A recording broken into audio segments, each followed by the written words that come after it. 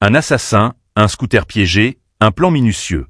L'attentat qui a coûté la vie au général Igor Kirillov, responsable des forces de défense radiologique, chimique et biologique russes, semble avoir été orchestré avec une précision froide.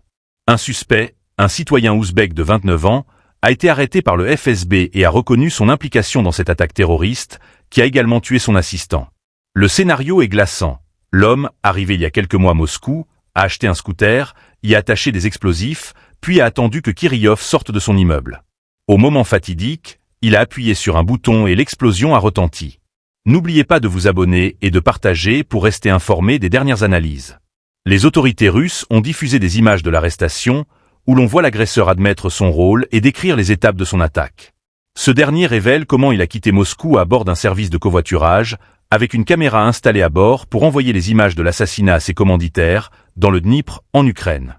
Le FSB affirme que cette attaque faisait partie d'un complot plus large, visant à déstabiliser le régime russe. L'homme, originaire d'Asie centrale, aurait reçu la somme de 100 000 $ en échange de son crime, ainsi que la promesse d'un séjour permanent dans un pays européen.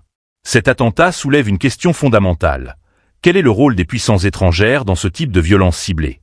La Russie, déjà sur le pied de guerre, se voit une fois de plus confrontée à des tentatives de déstabilisation, alors que la guerre en Ukraine continue de redéfinir les lignes de front.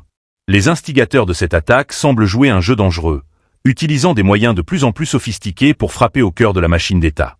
Le message est clair. Dans ce contexte géopolitique tendu, rien n'est laissé au hasard.